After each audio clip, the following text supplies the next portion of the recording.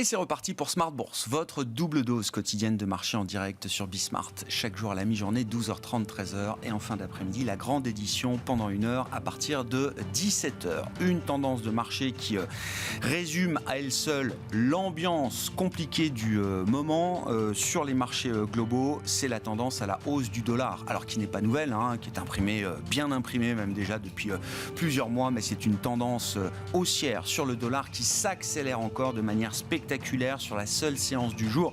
L'indice dollar contre d'autres grandes devises prend quasiment 1% aujourd'hui pour toucher son plus haut niveau depuis 5 ans désormais. Le dollar qui écrase tout. Et autant vous dire que derrière la hausse du dollar, c'est le grand bazar sur les marchés avec des scénarios macro qui valdinguent dans tous les sens. L'Europe, semble-t-il, est en train de se préparer à un scénario de blackout vis-à-vis du gaz russe, peut-être beaucoup plus tôt que ce qui était prévu à ce stade, avec des ruptures déjà signalées, ruptures d'approvisionnement, de livraison de gaz russe vers la Pologne et vers la Bulgarie qui ont déjà été constatées depuis hier. Du côté des politiques monétaires, pas de soutien à attendre à ce stade de la part des grandes banques centrales qui sont désormais des vendeuses de volatilité pour les marchés, qui injectent de la volatilité dans les marchés plutôt qu'elles n'amènent de la stabilité. Et puis par voie de conséquence, on a des politiques budgétaires qui sont peut-être à risque également désormais. Et je passe les risques géopolitiques et géopolitiques. Bref, tout ça explique en grande partie le statut refuge du dollar qui semble être le refuge évident pour les investisseurs de la planète marché. On évoquera cette question du dollar et ce qu'elle résume des enjeux du moment sur les marchés avec nos invités dans un instant. On voit d'ailleurs sur les marchés actions que le rebond technique du jour n'aura pas tenu en Europe, puisqu'on va terminer cette séance dans le rouge. Après des mouvements de volatilité encore importants, le VIX américain est revenu entre 30 et 35, ce qui nous rapproche des niveaux de volatilité qu'on avait lors du déclenchement de l'invasion de l'Ukraine par la Russie de Vladimir Poutine il y a plus de 2 mois maintenant. L'autre partie de l'actualité, c'est celle des résultats d'entreprise, et ça permet de changer un peu du sujet global macro avec la partie technologique qui est en train de publier cette semaine. Microsoft s'en sort bien et même très très bien. Plus compliqué en revanche pour Alphabet, Google, et puis nous attendons dans le groupe des GAFAM la publication de Meta, ex-Facebook, ce soir après la clôture du marché américain. Notez que pour les valeurs de la French Tech cotées, les publications sont bonnes et plutôt bien reçues. On le voit notamment avec les réactions de marché positives suite aux publications de Dassault Systèmes ou encore de Worldline aujourd'hui qui trustent les premières marches du CAC 40. Vous aurez les infos clés de marché dans un instant avec Alix Nguyen. Et puis dans le dernier quart d'heure de Smart Bourse, le quart d'heure thématique, un sujet industriel ce soir. Comment est-ce que l'innovation permet de servir toujours mieux ses clients quand on est un des plus grands asset managers européens, voire mondiaux? C'est le sujet que nous traiterons avec le directeur structuration et technologie de Natixis IM. Natixis IM qui vient de lancer une plateforme dédiée à ses clients et partenaires professionnels, Asset Studio, qui est présenté comme une plateforme d'analyse et d'aide à la décision pour les clients professionnels de Natixis IM.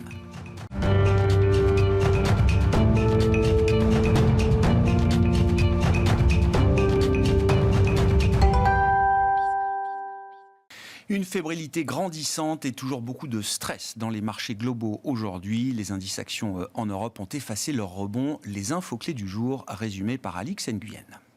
Le CAC est à la peine si le marché fait montre d'une certaine satisfaction à l'égard des bonnes publications d'entreprises. Les inquiétudes quant au ralentissement en Chine préoccupent toujours. Comme autre facteur peu réjouissant pour le marché, on retrouve aussi la décision de Gazprom de stopper ses livraisons de gaz à la Pologne et à la Bulgarie. L'euro recule et atteint son plus bas niveau en 5 ans. Le secteur des utilities souffre, c'est le cas d'Engie dont le titre recule. À noter que l'Union européenne prévoit une réunion de son groupe de coordination du gaz afin, je cite, d'étudier une réponse commune au chantage russe. À Wall Street, de ton côté, la séance commence dans le rouge. Ce soir, Meta, ex-Facebook, dévoilera ses trimestriels. Jeudi, ce sera au tour d'Apple et Amazon. On remarque que Boeing chute alors que ses résultats ont largement déçu les attentes du fait de nouvelles charges liées à certains programmes civils et militaires. On relève que les premiers exemplaires du Boeing 777X n'entreront pas en service avant 2025, soit avec 5 ans de retard sur le calendrier initial. En Europe, ce matin, matin, plusieurs ténors tels que Deutsche Bank, Mercedes-Benz, Air Liquide, Schneider Electric ou ST Microelectronics ont dévoilé leurs performances trimestrielles. Air Liquide a enregistré un chiffre d'affaires historiquement élevé, dû pour l'essentiel à la hausse des prix de l'énergie liée à la guerre en Ukraine, mais aussi à un effet volume. De janvier à mars, le groupe a réalisé un chiffre d'affaires de 6,9 milliards d'euros, marquant de ce fait un bond de 29% par rapport au premier trimestre 2021 et de 8% en comparable. ST Microelectronics continue pour sa part à bénéficier de la pénurie de puces avec une visibilité de 18 mois sur les commandes et une demande qui dépasse sa capacité de production en 2022. Malgré le confinement à Shanghai et la perturbation de la production de ses usines à Crolles, le fabricant de semi-conducteurs maintient ses objectifs de croissance et de rentabilité. Conforté par un bon premier trimestre, Schneider Electric maintient ses objectifs 2022 et ce malgré un contexte en Chine et en Russie, contexte dont il devrait faire les frais les mois à venir. Le géant français nous apprend par ailleurs avoir signé une lettre d'intention pour vendre ses activités en Russie à son équipe dirigeante locale. L'opération devrait engendrer sur ses comptes une dépréciation pouvant aller jusqu'à 300 millions d'euros. Et puis on termine avec un autre fait notable. Total Energy accélère sa croissance aux États-Unis. La Major annonce l'acquisition de la société Core Solar basée à Austin. Tendance, mon ami, c'est chaque jour les infos clés de marché avec Alix Nguyen à 12h30 et 17h dans Smart Bourse sur Bismart.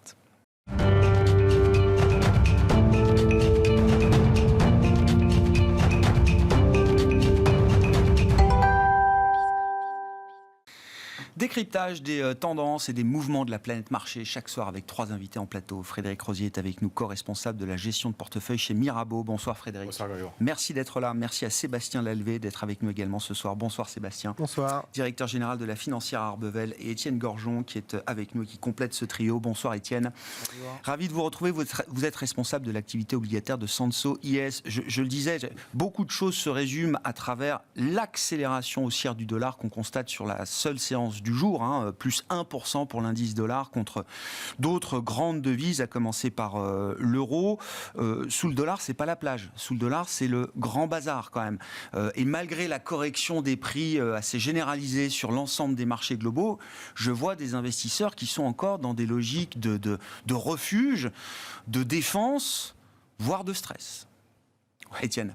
Ouais, je ne fais pas toute l'histoire parce qu'on en parle tous les jours, mais voilà. Mais c'est vrai que derrière le dollar, il y a beaucoup de choses. Il y a, et si je devais en retenir peut-être 2 ou 3, il y a ce qui se passe évidemment en Ukraine, le risque d'embargo sur le gaz russe. Il y a ce qui se passe en Chine également, avec le lockdown. Et puis, il y a aussi une politique monétaire qui est assez ambitieuse. Une politique monétaire haussière, évidemment, qui est assez ambitieuse. Et il y a tout ça.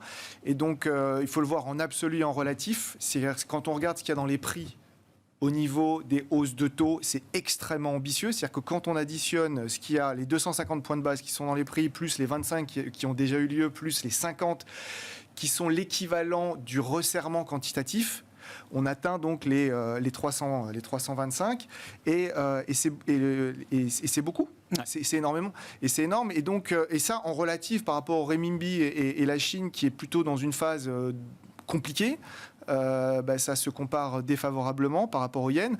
Et c'est assez intéressant parce qu'à chaque fois que j'aime bien cette image, on aime bien souvent l'image de Warren Buffett sur les gens qui sont quand la marée etc. Moi, il y a une autre image que j'aime bien, c'est que, et ça se voit vraiment avec le dollar, c'est quand la Fed se met à freiner très fort, on voit qu'il traverse le pare-brise. Et donc, il y a le yen, il y a l'euro, il y a le renminbi, il y a peut-être Netflix aussi qu'on peut mettre dedans. Et tout ça, c'est assez logique et ça s'encapsule bien dans ce qu'on trouve au niveau de l'euro. Ouais. Vous évoquiez, parmi les nouvelles dans le scénario un peu global macro, vous évoquiez le risque d'embargo. Enfin, ça semble être plus qu'un risque aujourd'hui. Il y a déjà une matérialisation de rupture de livraison de la Russie vers certains pays européens, Pologne, Bulgarie. Et donc une menace qui paraît certaine peut-être pour d'autres pays demain. Est-ce que ça change le scénario ? Est-ce que le marché était déjà prêt à ce scénario de blackout forcé sur le gaz russe pour l'Europe ? Je pense qu'on avait réfléchi à cette possibilité. Ce que je trouve intéressant dans ce que vous dites, Grégoire, c'est que déjà, il y a ce qui est visible. et ce qui se passe derrière la scène. Et ce qui se passe derrière la scène, c'est énorme. C'est-à-dire que moi, j'ai repéré quelques phrases qui m'ont simplement alerté sur le fait que derrière, il se passait des tonnes de choses. C'est Monsieur Clamadieu qui commence, donc président d'Engie, qui dit oui, le gaz russe, on peut s'en passer. Ce week-end, Madame Yellen, donc présidente du Trésor, qui dit non, ce ne serait pas une bonne idée que vous fassiez ça, vous les Européens, parce que ça va nous précipiter en récession. Et puis le ministre de l'économie allemand, Monsieur Habeck, qui dit non, mais nous, on est moins dépendants, on est passé de 35% de dépendance à 12%. Pour le pétrole. Hein. Pour le pétrole. Pour le pétrole. Hein. Et que c'est pas ingérable. Pour le pétrole. Pour le pétrole. Mais si vous voulez, il emballait ça un peu dans toute sa dépendance russe. Et donc, on sent qu'il y a des tensions très fortes pour que l'Europe suive l'embargo des anglo-saxons et qu'on n'est pas encore totalement prêt. Il y a quand même une chose qu'il faut, à mon avis, voir, c'est que on est loin d'un scénario de récession en ce moment en Europe, même révisé à la baisse.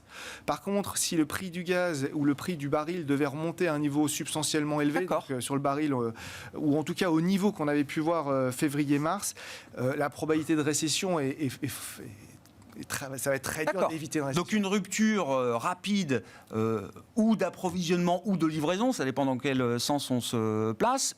Oui, ça changerait à nouveau le scénario économique là, pour la zone euro pour les prochains mois et les prochains trimestres. En fait, j'ai l'impression qu'il y a une course encore une fois, il y a ce qu'on voit et ce qui se passe derrière. Déjà, la réaction des Russes, moi je pense qu'ils ont réagi simplement parce qu'ils sentent que derrière, il y a une espèce de coalition qui est en train de s'affirmer et de se renforcer pour justement aller vers un embargo.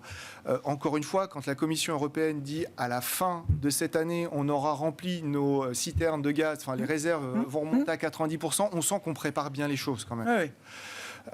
Et donc voilà,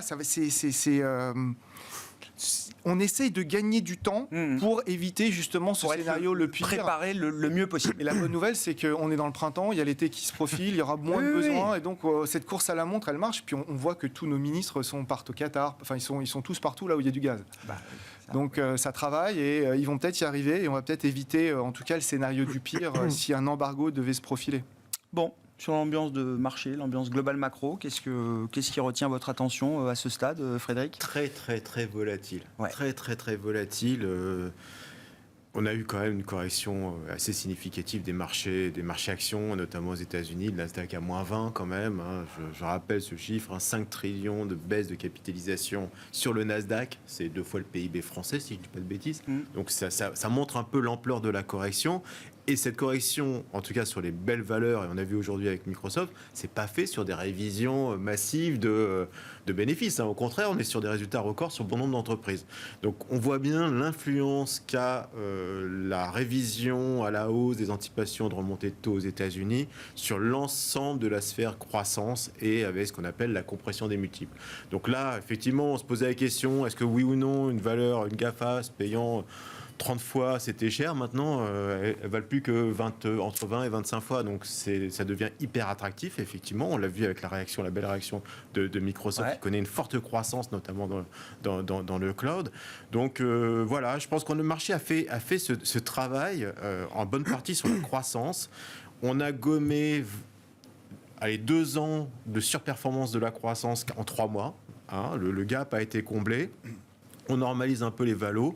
Donc je pense que maintenant, il faut revenir peut-être à une appréciation plus globale, regarder valeur par valeur, celles qui sont capables de résister sur des trends relativement forts comme Microsoft, choisir bien sûr la qualité, le pricing power, mais là, on peut, à mon avis, plus équilibrer son portefeuille aujourd'hui sur des valeurs croissance et certaines values, mais peut-être pas aussi défensives qu'on a pu l'être par le passé. Oui. C'est assez nouveau, Frédéric. Enfin, je dis vous, mais les autres également. Ça fait longtemps qu'on n'achète plus de valeur de croissance. En tout cas, ça fait longtemps que les investisseurs me disent que ils en avaient beaucoup. Que l'idée était de rééquilibrer avec un peu de value. Ça fait 2 ans qu'on notamment. a fait notre bord là-dessus. Hein, donc, les parcours exceptionnels, l'Assosystème qui est publié. Voilà, on a eu des multiples qui se sont compressés. Aujourd'hui, on trouve qu'on a des niveaux de valorisation, surtout dans un contexte de taux, par exemple, européen, qui, a priori, même s'il y aura des tentations de remonter les taux, on n'est pas du tout dans la même trajectoire européenne.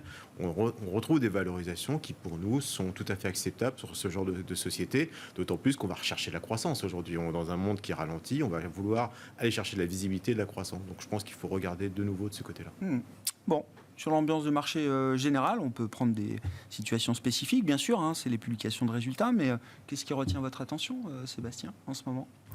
Et déjà, c'est vrai que sur le Nasdaq, il baisse de 20%. L'année dernière, la perf n'a pas été grandiose, mais par contre, a été massivement surperformée par les plus grosses capitalisations. Donc en fait, la baisse sous-jacente depuis un an des éléments du Nasdaq non GAFA, en fait, ont été au-delà du territoire de la correction. Oui. En fait.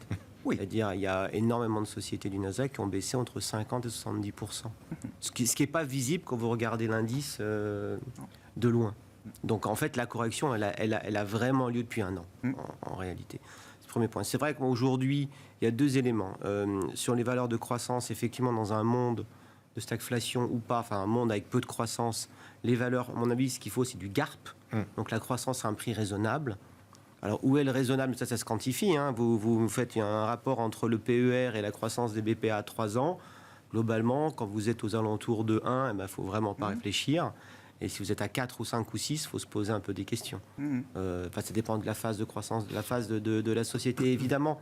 Mais je pense qu'on va revenir à ça. Donc vraiment du stock picking avec le GARP en idée. En sachant que ça ne marchait pas jusqu'à présent.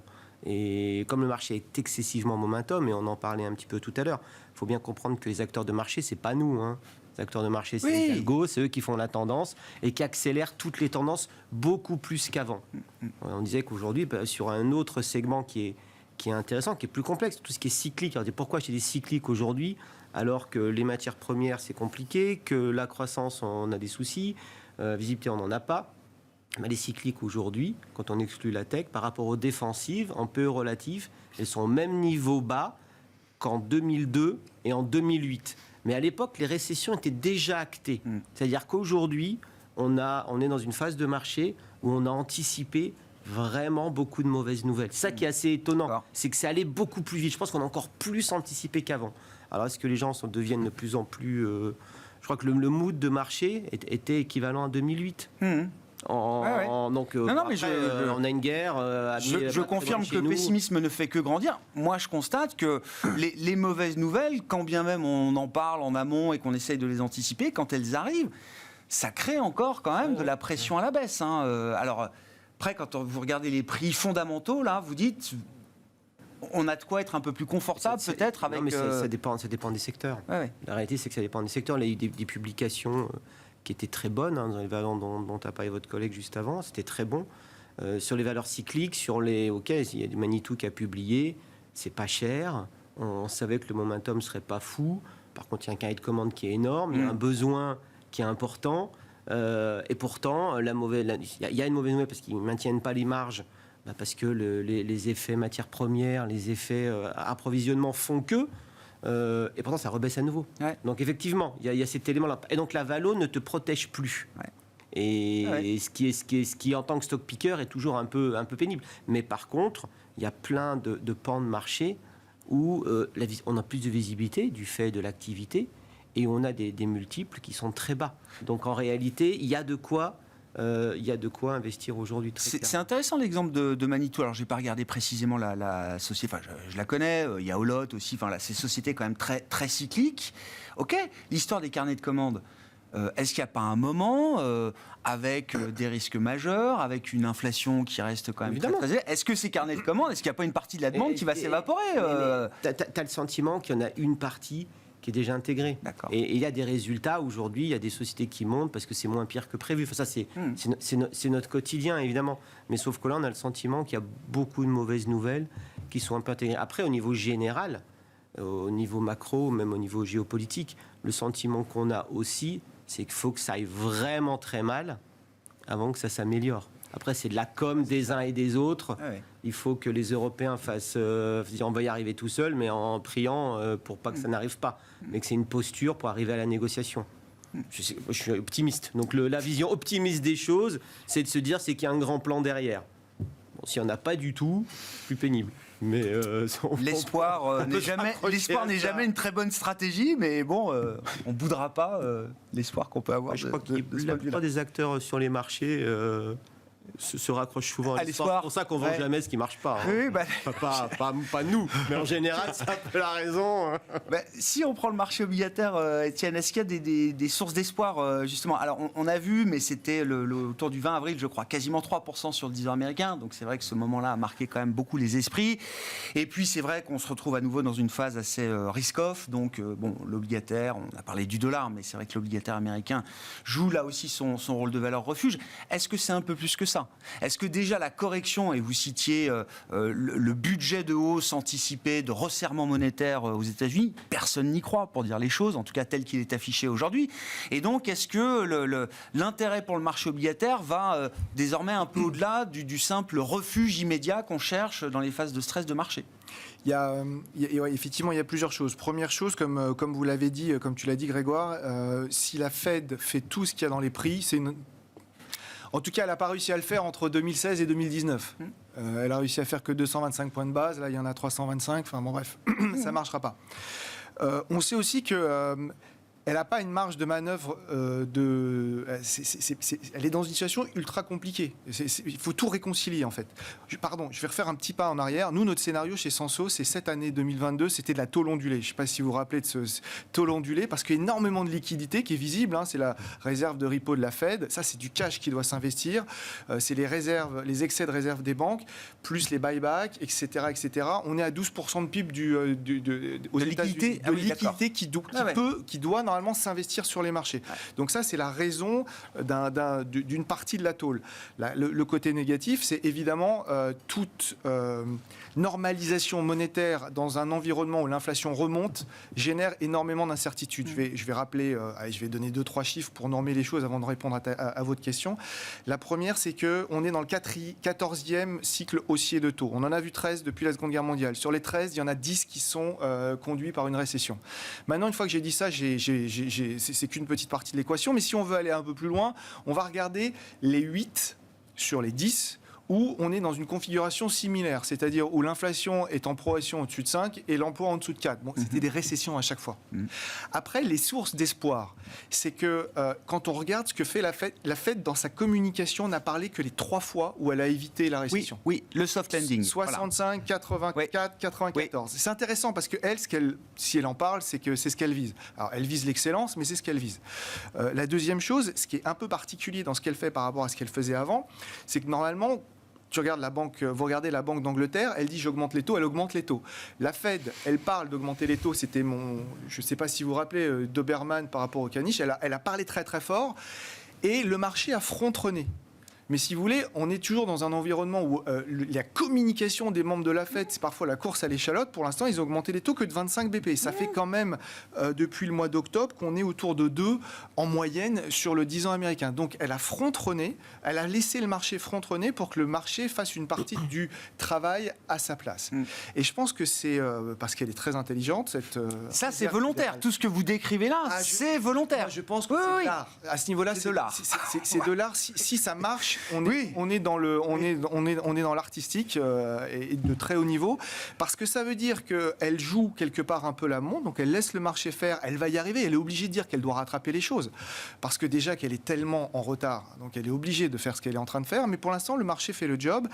Et imaginons une bonne nouvelle, c'est que les tensions inflationnistes diverses et variées commencent et c'est un peu le scénario d'une partie du marché, on serait hypothétiquement pas très loin du pic, et imaginons qu'on commence à se normaliser un peu plus rapidement d'ici la fin de cette année, alors la Réserve fédérale pourra toujours revenir à un moment où évidemment la croissance sera impactée, elle pourra toujours revenir, mais attendez, on va pas faire autant de hausses de taux. Et là, d'un seul coup... Du Doberman au caniche. Ben oui, et là, d'un seul coup, on récupère un peu de marge de manœuvre. Alors, est-ce que c'est le moment de retourner sur le 10 ans américain? C'est très tentant quand on est retour à la moyenne. C'est super tentant, je veux dire, on n'est pas loin de 3, on n'a pas vu ça. Le problème, c'est que le retour à la moyenne marche, mais à mon avis, c'est plus compliqué quand on a une inflation aussi élevée. Ah oui. Parce que c'est un peu cette histoire du put, là, le put, on l'a plus. Donc le retour à la moyenne, moi, je suis un peu embarrassé avec ça. Tant qu'on n'a pas vu ce fameux pic d'inflation, il faut qu'on voit une forme de normalisation. Et donc, je pense que commencer à acheter, c'est vraiment pour les plus courageux. C'est peut-être une très bonne idée, c'est vraiment pour les plus courageux. Il y a plus simple à faire. il y a beaucoup plus simple, c'est que le marché du crédit, je vais utiliser une expression assez qui parle à tout le monde, c'est vraiment pris un pain, mais alors vraiment un beau gros pain. C'est-à-dire qu'en quelques mois, sur le haut rendement européen, si vous regardez entre les ETF et les marchés, on est entre moins 5 et moins 7. Et sur la partie très courte de la courbe, et des boîtes qu'on connaît tous, je peux en citer une ou deux, Tereos, Loxam, des boîtes qui marchent raisonnablement bien, et Ramet, etc. Vous avez sur des maturités d'une année et demie ou de 2 années et demie, vous pouvez générer des performances comprises entre 4 et 6,5, sans aller au-delà de 2025, 2024. Ouais. Et donc là, il y a des choses qui commencent à se profiler, qui ont du sens. Et si, comme moi, vous imaginez que peut-être il y aura une récession l'année prochaine, au cas où la Réserve fédérale décide vraiment de tout faire, alors vous arrêtez de réinvestir et puis vos obligations arrivent à maturité. Voilà, il y a de la matière à travailler. Est-ce que ça implique la fin du TINA ? La fin de il n'y a pas d'autre alternative que les actions, y compris pour des gros investisseurs dont l'univers naturel d'investissement est quand même plutôt les produits fixed income, obligataires, crédits et autres, et qui se sont déportés au fur et à mesure de l'absence de rendement vers des classes d'actifs toujours plus risquées, jusqu'aux actions. Oui, mais moi je prends l'exemple d'un Allemand aujourd'hui, il y a 8% d'inflation, je crois, en Allemagne. 7,5, oui, je crois. 7,5. Oui. Il a 100 au début d'année. Il fait rien, il reste en cash, il met sur du taux court, il est à moins 7 à la fin de l'année. Aujourd'hui, il y a bon nombre d'entreprises qui ont des rendements sans prendre énormément de risques, vraiment, pour le coup, minimum 5-6% de rendement sur le marché, avec une croissance de 5-10% de bénéfices. Ben voilà, vous avez compensé l'effet baisse. Donc je pense qu'on est encore quelque part, du fait du niveau de l'inflation, il n'y a pas encore, pour l'instant, de possibilité de se substituer quelque part aux actions. La source de performance action reste quand même un moteur. Oui. Alors, c'est vrai que sur l'obligataire, il y a des choses assez intéressantes. Les subordonnés bancaires aussi. Il y a aujourd'hui des rendements qui sont colossaux dans le AI, dans la subordonnée bancaire, sur des maturités même moyennes. Bon, oui, effectivement. Maintenant, si l'inflation reste élevée, ça risque d'être encore un petit peu compliqué. Donc, pour l'instant, en tout cas, je trouve qu'il n'y a pas tellement d'alternatives, honnêtement, au marché action, de qualité, bien sûr, avec un minimum de rendement. On parle un peu des résultats, oui, la tech. Bon, les GAFAM, alors je ne sais pas si on rentre. Est-ce qu'il y a des détails particuliers, Microsoft, Alphabet hier? Non, mais qui peine un peu plus. Alors non, mais réagissez. Non, mais sur les actions, on est quand même dans une période où on a plein de révolutions en même temps. Donc si vous vous laissez un peu de temps, le problème des actions, c'est le temps. Si vous vous laissez un horizon de temps raisonnable, il y a des opportunités extraordinaires aujourd'hui par rapport à des thématiques structurelles. Et la tech qui en fait toujours partie, encore plus partie évidemment. La transition énergétique, il y en a plein. Donc en fait, il y a plein de sociétés, si vous les choisissez bien, avec un bon management, bonne capacité à exécuter, vous savez qu'à 5 ans, vous avez quand même de fortes chances d'avoir fait beaucoup mieux que l'inflation, même si elle reste élevée en fait. Oui, mais c'est vrai qu'on aime être confortable, parce que c'est quand même des actifs risqués. Tiens, je prends l'exemple le confort, il est où? Non, mais je suis d'accord. Pourquoi les gens sont fans absolus de private equity? C'est pas pour le rendement, c'est pas pour la perf relative. S'il n'y a pas de liquidité. Non, parce que croire qu'en réalité, des bons fonds small micro-cap sur 10 ans, c'est largement à 2 chiffres en TRI, net de frais. Donc vous allez sur le site de Calper, c'est des gens comme ça, regardez les vrais fonds de pension californiens cash du PE, il n'y en a pas beaucoup qui font plus de 15%. Le sujet n'est pas là, c'est l'horizon. C'est juste l'horizon, c'est vous dites, ok, c'est ma retraite, c'est ceci, c'est cela. Là, on est dans un creux. Et donc, on l'accepte pour le private equity, mais on ne l'accepte pas pour l'investissement actif. Je suis d'accord avec vous. Oui. Donc, c'est ça qui est complètement fou. Donc, c'est tout. C'est que acheter du Nexens, il faut électrifier le monde. Vous achetez du Nexens, du Rexel, du Schneider. Vous êtes sûr qu'à 10 ans, vous allez gagner de l'argent? ST Micro, je parlais avec Jean-Marc Chéry qui était avec nous à la mi-journée. Effectivement. Et évidemment, il met en avant les méga trends, les tendances sur lesquelles il veut se positionner comme leader, etc., etc. Mais sur le plan boursier, il y a quand même un sujet. Beaucoup est anticipé. Le risque, il est plutôt peut-être de voir une partie de la demande s'effriter pour les parties mainstream de son activité. Regardez, c'est pas BioNTech ou Moderna. Il y a un moment, c'est monté comme ça. Aujourd'hui, vous regardez le EV/EBITDA de BioNTech, on a 3 ou 4 fois les EBITDA. Ça vaut 4 fois les EBITDA, BioNTech. Alors, les EBITDA de 2022. Donc ça vaut plus que 7 fois les EBITDA 2025. Mais c'est comme si on est en train de se dire, tout l'argent qu'ils ont gagné, tout ce qu'ils ont fait, en fait, on s'en fout, parce que les chiffres vont baisser, donc c'est plus intéressant du tout, c'est complètement nœud, parce que si vous regardez il y a 5 ans, vous dites, une boîte comme ça, avec ce potentiel à 7 fois les bidas dans 2 ans, mais j'en achète et je vends ma maison pour en acheter. Donc, il y a quand même, les marchés financiers sont une espèce de microcosme, où les gens, il y a plein de gens très intelligents qui sont payés pour écrire des trucs, pour dire des trucs nouveaux tout le temps, sauf qu'il y a des moments, il faut revenir un peu aux fondamentaux, à la réalité des faits. Moi, je suis désolé, mais enfin, même STM, on a combien en valorisation sur STM? Il y a un PER de combien? Je sais pas. C'est à peu près 2 fois moins cher que Google, je pense. Hein. Ouais. Peu importe. Je ne les mets pas en relation. Oui, oui. C'est pas le sujet. Oui, je comprends. Je veux dire, c'est que c'est. Oui, c'est que ça veut pas dire grand-chose. C'est quand même un multiple qu'on pourrait qualifier de value. Et dans les 10 ans qui viennent, dans une bagnole électrique, il faut combien de plus de semis par rapport à Je suis d'accord, mais on le savait déjà il y a plusieurs. Vous voyez ce que je veux dire? Qu'ils exécutent.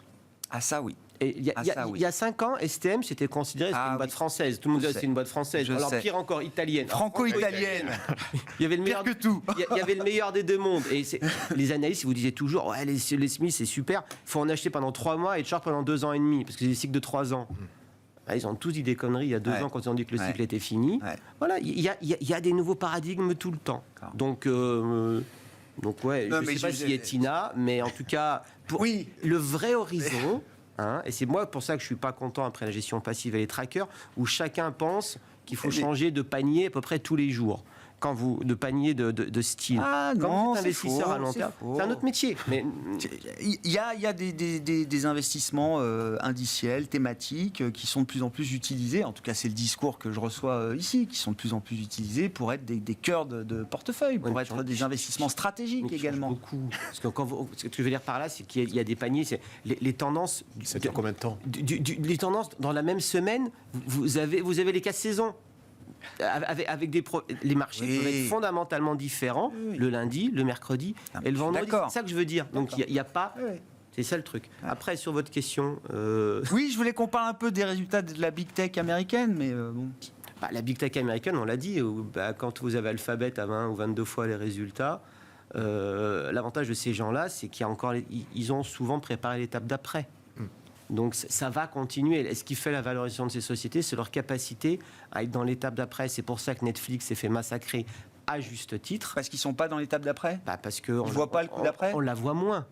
On la voit moins. Et que, après, quand tu reviens à 14 fois les bits, ce qui est le cas de Netflix aujourd'hui, on ne va pas dire que ça traite ex-croissance, mais il y a moins de croissance intégrée. Oui.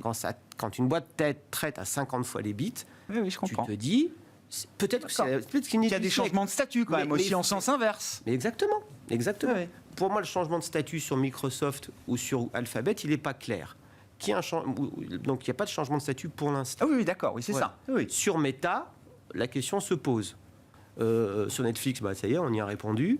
Et sur qu'est-ce qu'il y a Et Amazon, Apple, oui. Et Apple qui publie aussi. Et puis Amazon, je pense qu'on a vu que le début de ce qu'ils vont faire, donc je pense que c'est pas terminé.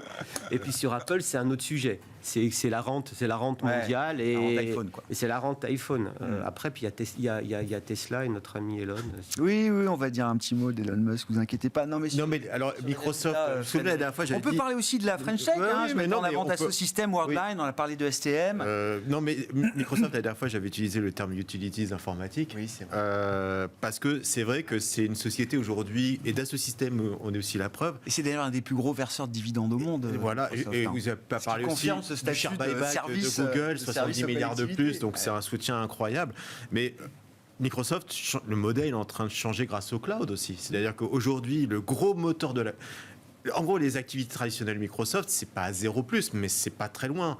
En vérité, vous avez une énorme expansion au niveau du cloud. C'est 27% de croissance. Et Google, même sur ce domaine-là, qui est 3e, aujourd'hui, se pose la question de son positionnement parce qu'à la traîne, derrière Amazon... Et il y a peut-être un retard qui est plus rattrapable. Ouais, exactement. Et Amazon, en vérité, aujourd'hui, c'est pas la distribution. On s'en fiche, quelque part, c'est mature. En vérité, c'est Amazon Web Services. Exactement. AWS, qui est aujourd'hui clairement le pôle de croissance de ces boîtes. Dassault Systèmes, c'est un cas assez intéressant. On se posait des questions parce que, vous savez, il y avait l'opération Medidata, il y avait effectivement cette croissance relativement importante dans le secteur de la santé. Et on se pose la question aussi du modèle de Dassault Systèmes, et on voit que la partie logicielle embarquée, et en gros tous les services qui sont avec, va croître. Donc c'est une société bien sûr un peu chère, en multiples, mais qui offre une visibilité parce que derrière, vous avez des revenus récurrents qui augmentent et qui augmentent et qui augmentent. Et le fait d'avoir de plus en plus de logiciels installés aujourd'hui permet d'avoir cette visibilité grandissante. Donc voilà, pour moi, c'est pour ça que j'utilise, c'est pas un aphorisme, mais en tout cas, c'est pour moi des sociétés qui sont pas loin des utilities parce que comme mais ça veut dire que c'est pas le même statut aussi. Non, mais on va pas les traiter de la même manière. Vous allez voir, à Apple, il y a des grosses questions parce qu'il y a eu les problématiques de Foxconn, Shenzhou. On ne sait pas du tout où on en est, point de vue livraison d'iPhone et autres. Mais en réalité, c'est pas du tout ça qu'on va regarder. Ça va être la forte progression qu'on aura au niveau des services d'Apple. Donc ça, c'est vraiment le modèle aujourd'hui. Alors peut-être aussi, on doit revoir les multiples de valorisation de ces entreprises par rapport à ça, mais c'est les contenus embarqués et la récurrence des revenus. Ce qui offre pour moi, effectivement, le meilleur des deux mondes, quelque part. Ouais, je comprends. Du rendement et du si on a bien joué depuis un an en se délestant peut-être de la surpondération qu'on pouvait avoir pour ce type de valeur, GAFAM, FANG, etc., vous dites, là, c'est déjà un moment qui semble intéressant pour y revenir. Moi, honnêtement, dans les techtos, pour moi, il n'y en a qu'une seule à acheter, c'est Microsoft. Vraiment, si je devais arrêter tout... Même on l'achète pour le dividende aujourd'hui. On l'achète, oui, mais c'est la croissance du dividende, quoi. C'est un truc de fixed income, quoi. C'est du crédit. Quand j'ai commencé en bourse, on me disait il faut avoir du General Electric. En bourse. Et chez les Américains, il fallait avoir... Aujourd'hui, c'est peut-être la seule action aujourd'hui incontournable américaine dans un portefeuille parce que la croissance est là, c'est des croissances et c'est solide, c'est pas parce que c'est la dernière que c'est forcément fragile. Ouais, je comprends. Puis c'est Call of Duty. Voilà. Oui, ils ont racheté, oui, c'est vrai, c'est ça. Est-ce qu'on parle... Non, je reviens au marché obligataire avec vous. Étienne, je suis désolé, on passe d'un sujet à l'autre, mais c'est les sujets du moment sur les marchés. On a parlé de la courbe et de l'enjeu américain à travers la Réserve fédérale américaine. Moi, ce que je regarde aussi, et ce qui me fait dire que malgré la petite hausse qu'on a sur le CAC ce soir, finalement, à l'arrivée, on s'en sort pas trop mal, c'est qu'il y a quand même des points de stress importants. Bon, déjà, parler du dollar, l'effondrement de l'euro quand même contre le dollar est spectaculaire, moins 1% sur une journée. Et puis, je vois des spreads qui commencent à bouger un peu. Spread Italie-Allemagne, on est quasiment à 180 BP. Bon, rien de grave, on a vu beaucoup plus, ça a été bien pire, mais quand même, ça commence à nouveau à attirer l'œil. Et même, c'est un peu anecdotique, mais même le spread France-Allemagne, OAT Bund, il était à 40, c'était à peu près la norme historique ces derniers mois, pré-élection. Pendant les deux tours, il y a eu un peu d'agitation, on est monté à 55 à un moment sur le spread. On l'a vu redescendre, mais aujourd'hui, on le retrouve à 50 et plus à 40. Voilà. Non mais c'est un bon point. Moi, j'ai toujours pensé que sur ce type de sujet, l'obligataire, notamment en zone euro, c'était un peu comme des petits gamins qui font ce qu'ils veulent quand il n'y a plus de règles, et puis d'un seul coup, il y a les parents qui arrivent, et hop, on les remet à l'intérieur du jardin. Ouais. Et là, c'est un peu la même chose, c'est-à-dire que pour l'instant, la BCE est pas dans une zone où elle est obligée de dire quoi que ce soit. Je pense que encore une fois, sur la fragmentation. Oui, d'accord. Parce qu'elle parle beaucoup du reste, quand même. Oui, c'est vrai. Mais ce que je pense, c'est qu'effectivement, donc le marché obligataire, quand il est libre, il fait ce qu'il veut. C'est-à-dire que quand les rendements remontent, le spread entre les différentes zones s'écarte. Mécaniquement, bêta de marché, tout bête. Donc ça, c'est un peu, chacun fait son petit truc dans son côté. Si les taux devaient remonter très, très fortement, en tout cas beaucoup plus que là où ils sont, on verrait effectivement des spreads beaucoup plus visibles. Je pense que ça n'aurait rien à voir avec une forme d'anticipation de fragmentation, ce serait juste du bêta de marché.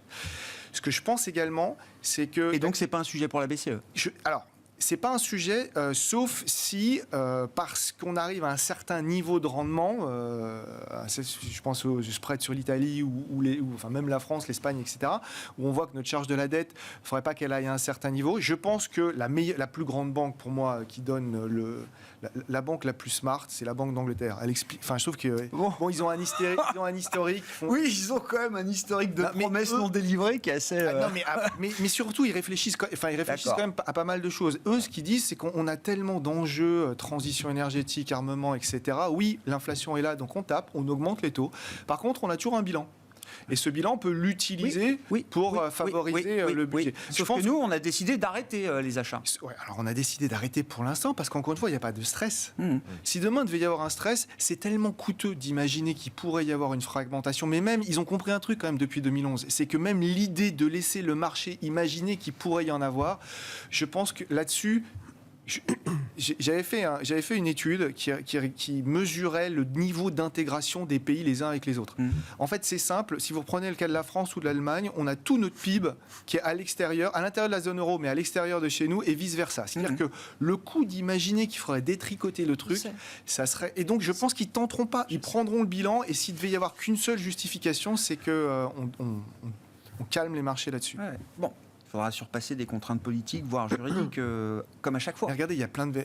Si vous regardez bien, Grégoire, il y a plein de verrous qui ont sauté. Oui, je sais. Mais à chaque fois, ça reste une étape qui peut être douloureuse à un moment quand il faut la franchir. Mais ça sera trop coûteux. Bon, Elon Musk et Twitter. Donc, c'est quand même le buzz de la semaine, au milieu de tout ce qu'on décrit. Je ne sais pas par quel bout vous prenez le sujet. Bon, alors évidemment, on coche toutes les cases du buzz. C'est Elon Musk, c'est Twitter, le réseau social des journalistes, des politiques, de la finance aussi, peut-être un peu. C'est quoi l'avenir d'un réseau social comme Twitter, moi ? Est-ce que Musk a une vision convaincante par rapport à ça, au-delà du fait que c'est l'endroit où, comment dit-il, où on débat des sujets vitaux pour l'humanité ? Ce qui est son equity story pour l'instant. Ouais, c'est l'endroit où il débat lui. Il y a deux sujets. Le premier, si moi je suis actionnaire de Tesla, je suis énervé. Premier point. D'ailleurs, les actionnaires de Tesla étaient énervés, vu que ça a baissé de 100 milliards le jour où ça a été annoncé, soit 2 fois la nouvelle capi de Twitter. Premier point. Deuxième point. En fait, il a eu un succès incroyable dans 2 industries qui étaient sclérosées. L'automobile avec l'électrique, où il a révolutionné l'automobile par sa vision et son exécution, et SpaceX, où il a révolutionné l'accès à l'espace par sa vision et sa capacité à entraîner les gens. Dans les 2 cas, on est dans des industries un peu sclérosées, comme je l'ai dit. Dans le cas de Twitter et des médias, ça me paraît moins clair. Twitter est par définition une digital native, donc sa capacité à révolutionner le business plan et le business model de Twitter, personnellement, me paraît moins clair. Alors après, est-ce que c'est un ego trip à 44 milliards. À 44 milliards. Ouais, mais après, possible, non, mais je suis d'accord. Mais quand Twitter fait, quand Tesla vaut 1000 milliards de capi, est-ce que c'est ce qu'on appelle un what the fuck buy Je peux le faire. Mais le fait qu'on se pose la question, c'est que c'est pas, on ne sait pas. Ça correspond un peu au gars, quoi. Je le fais parce que je peux le faire. Ouais. Et puis de toute façon, c'est du leverage, c'est du levier. Est-ce qu'il a des opinions politiques ? J'en sais rien.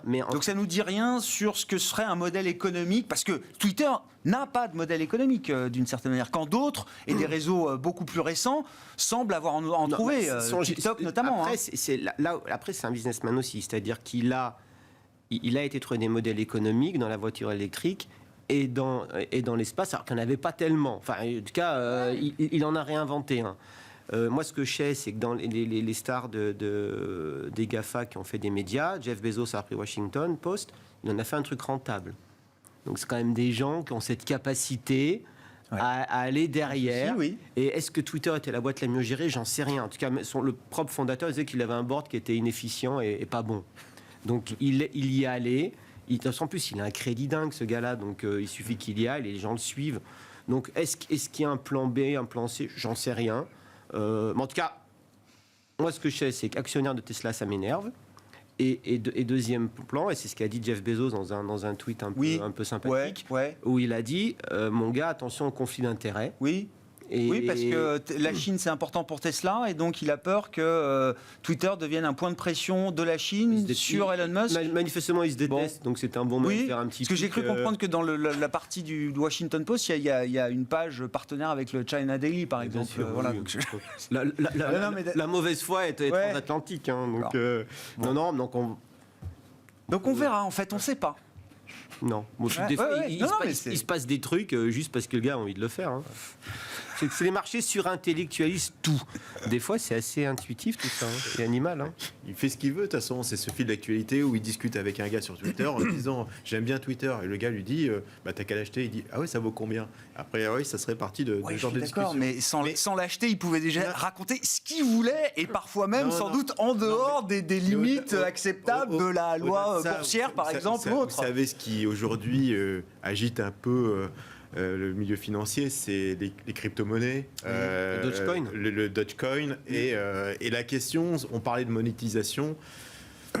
là, c'est vrai qu'on peut se dire, il a gardé ses bitcoins chez Tesla. Donc ça peut être une sorte de, peut-être une forme de néobanque, un système qu'il est en train de créer autour de Twitter, un néobanque crypto-monnaie. Faut pas oublier PayPal. Il a créé PayPal. Voilà, c'est quelque chose pour moi qui, à Donc mon du avis, paiement sur Twitter, je le sens gros comme une maison. Ça peut être un axe de réflexion. Je pense que là où finalement, c'est pas le edit button. non, là où Zuckerberg quelque part échoué avec Meta. Ouais.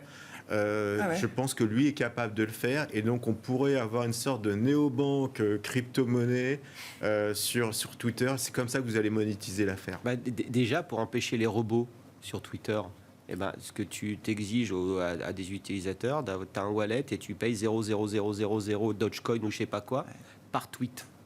Rien qu'en faisant ça, il n'y aura plus personne sur son réseau. Si. Bien sûr que non.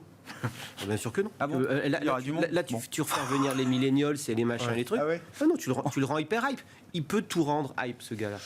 Donc je pense qu'effectivement, son premier stage c'était dans la finance et il s'est dit c'est vraiment un monde de naze, ils sont tous nuls. Et c'est comme ça qu'il raisonne. Il veut tout révolutionner. Donc il n'était pas dans la finance. Oui. Et à part dans PayPal. Avec Twitter, il a 200 millions de personnes. Le rêve est dans le marché action. Et la prudence et prise en compte des risques est dans le marché obligataire. On touche un petit coupon, ça s'arrête à ça. Et quand ça se passe pas bien, c'est... Et oui, c'est ce qui fait la beauté du marché et de la psychologie des investisseurs. Le monde est trop compliqué pour être prudent. On s'arrêtera sur ces belles paroles. Merci beaucoup, messieurs, d'avoir été les invités de Planète Marché ce soir. Sébastien Lalvé, la financière Arbevel, Étienne Gorgeon, Sanso IS et Frédéric Rosier, Mirabeau.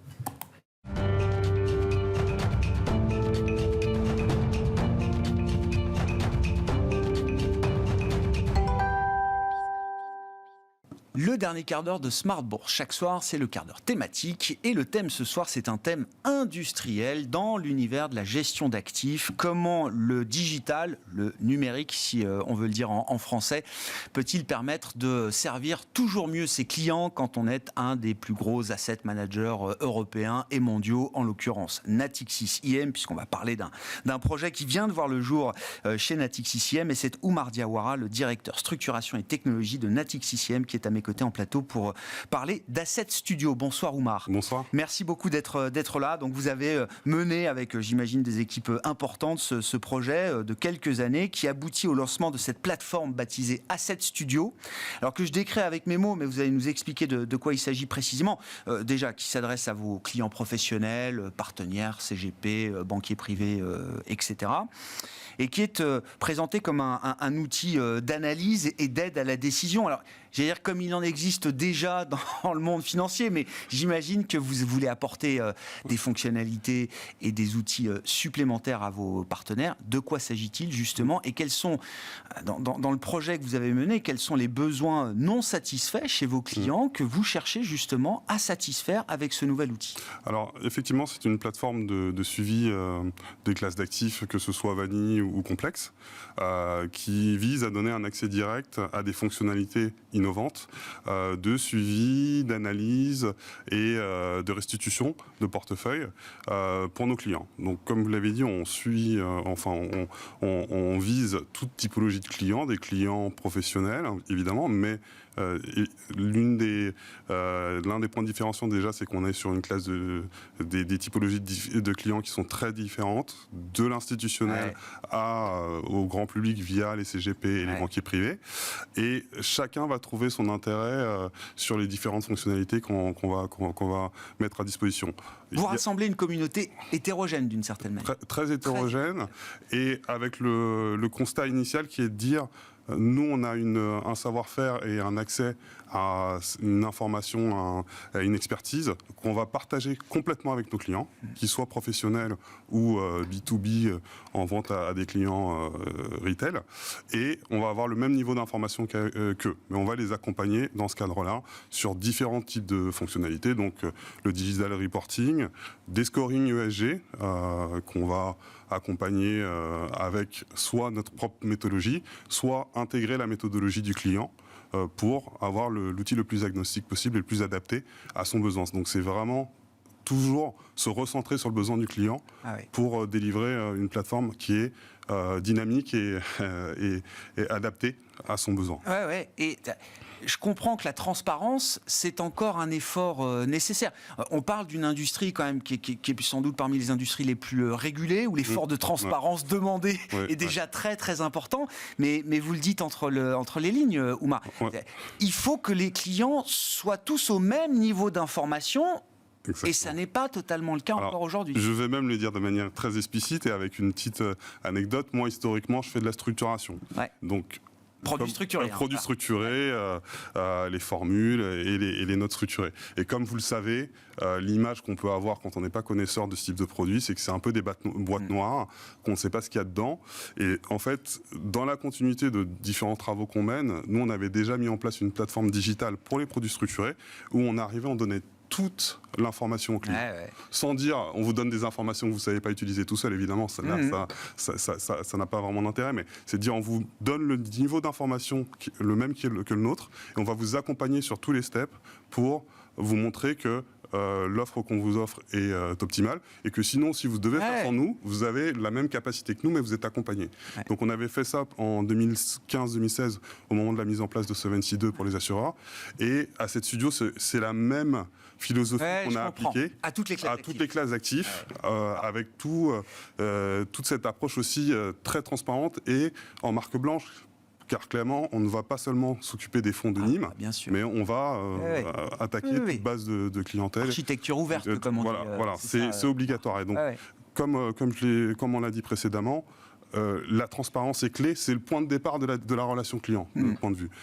Pour être le plus client-centric possible, il faut bien qu'ils comprennent qu'il n'y a pas d'informations cachées. En termes d'expérience utilisateur, là, alors j'imagine il y a eu phase de test et puis là le lancement officiel ces derniers jours, donc il y a déjà des utilisateurs actifs, comme on dit. Oumar, qu'est-ce que vous retenez des premiers retours d'expérience du point de vue de l'utilisation par vos clients entre les fonctionnalités que vous avez voulu mettre en avant, les fonctionnalités peut-être que vos clients retiennent avant tout? Alors, je vais vous le faire en plusieurs étapes. Il y a eu la phase d'initiation où, sur ce type de projet et ce type de solution, parce que la manière dont nous on approche les solutions, c'est de dire qu'on ne va pas juste offrir un produit finalisé, on arrive avec soit un produit, soit un outil, soit un service. Et là, on package un peu tout cela dans cette plateforme. Et dans ce cadre-là, on a besoin des besoins du client, d'échanger avec le client. Donc, en initiation, avant même de mettre à disposition le client, on avait fait des interviews avec des clients. On avait évidemment testé en interne de Natixis pour qualifier le besoin. Et après, on est passé sur des phases de bêta-testing. Tout ça pour avoir toujours cette cinématique très dynamique et très importante pour nous, centrée sur le client, qui nous permet d'avoir les feedbacks. Donc ça, c'est pour la partie en initiation. Et effectivement, depuis que la plateforme est lancée, on a évidemment des feedbacks parce que c'est indispensable. Et on a les premiers retours, c'est que c'est très bien, c'est très intuitif. Quand est-ce que vous nous donnez plus? Ah oui, donc, déjà ils en veulent plus. Ils en veulent plus. Donc c'est l'intérêt de la plateforme, parce que c'est une plateforme qui, je l'ai peut-être pas assez souligné, mais c'est une plateforme qui a vocation à évoluer, même si elle est déjà bien stabilisée, finalisée. Le fait d'avoir travaillé en open architecture avec des fintech externes, donc on a onboardé, et ça c'est quand même... Fintech, on va revenir aussi sur le retour d'expérience du travail avec les fintech. Voilà, j'en parlerai après, mais le fait d'avoir la possibilité de rajouter des fonctionnalités au fur et à mesure, le client le sait et il nous dit moi cette fonctionnalité-là, demain je la veux, demain je la veux ou avant-hier. Vous pour avant-hier il me la faut. On l'a dit, vous l'avez dit d'un mot. Bon, il y a des fonctionnalités tournées vers l'ESG, scoring, etc. Ça, j'imagine que c'est un prérequis de toute façon pour n'importe quel outil qu'on lance à destination de l'industrie de l'asset management. Alors effectivement, on a commencé cette plateforme, les travaux ont commencé il y a à peu près 2 ans. l'ESG commençait à être, mais pas aussi prégnant qu'aujourd'hui, nous, on avait commencé à se dire, on va mettre de l'ESG. Et puis, effectivement, dans les premiers échanges qu'on avait avec les clients, on a tout de suite vu qu'il y avait un vrai besoin ESG. Et nous, on est une maison, en plus, chez Natixis Investment Manager, très, très orientée sur l'ESG. Donc, on avait une vraie volonté de notre part. Et là, vous avez bien trouvé un besoin non satisfait ou mal satisfait aujourd'hui Alors, effectivement, il y a un besoin d'accompagnement un peu objectif.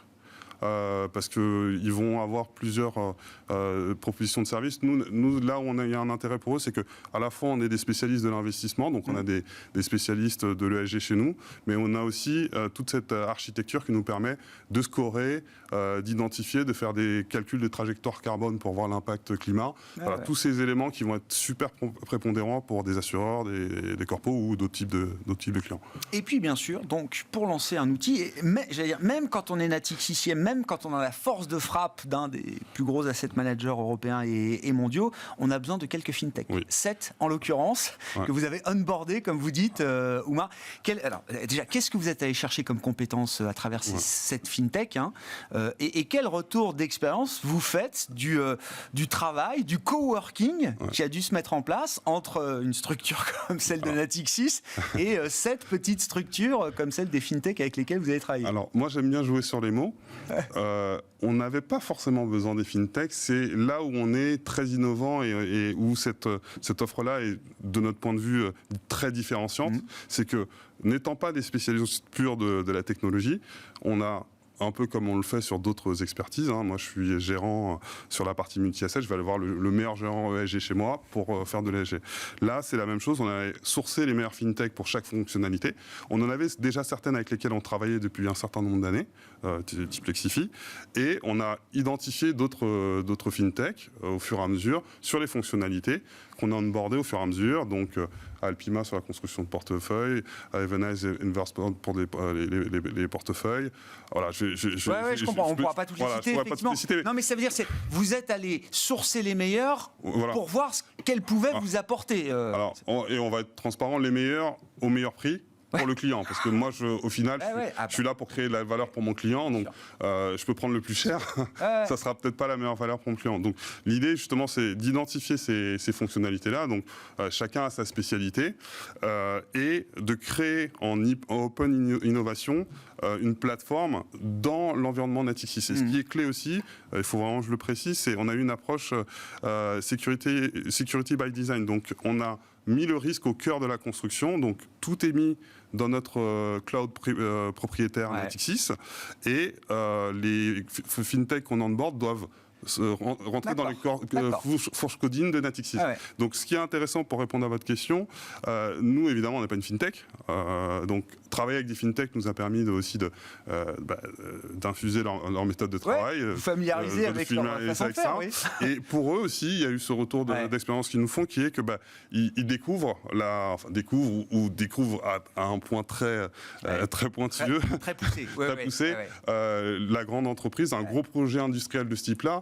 Quand même quelques chiffres, c'est 40 personnes qui ont bossé sur le projet pendant à peu près 2 ans, sur 3 villes, Paris, Londres, Porto, avec plusieurs sites à Paris évidemment. Tout ça pendant les quelques confinements que nous avons eus, donc avec des méthodes de travail agile. Donc voilà, c'était un vrai défi déjà de centraliser cela. Et l'idée pour nous, c'est d'arriver sur quelque chose où nous, on crée une propriété industrielle et intellectuelle pour Natixis, mais tout en laissant la propriété intellectuelle au fintech. Donc c'est un partenariat gagnant-gagnant. Voilà. Et tout ça donne donc Asset Studio, la plateforme digitale au service du client qui a été lancée par Natixis. Solution d'investissement simplifiée, digitale, et pour les besoins de nos clients, adapté à nos besoins de nos clients spécifiques. Lancé ces derniers jours. Merci beaucoup Oumar d'être venu parler de ces sujets industriels. Évidemment, on parle de la digitalisation en permanence et c'est évidemment un enjeu important dans l'industrie de la gestion d'actifs comme dans les autres industries. Et c'était vraiment très intéressant d'avoir cette incarnation de ce que peut apporter le numérique et le digital en matière de service aux clients pour un asset manager comme Natixis IM. Oumar Diawara qui était avec nous en plateau pour le dernier quart d'heure Smart Bourse, le quart d'heure thématique, directeur structuration et technologie chez Natixis IM.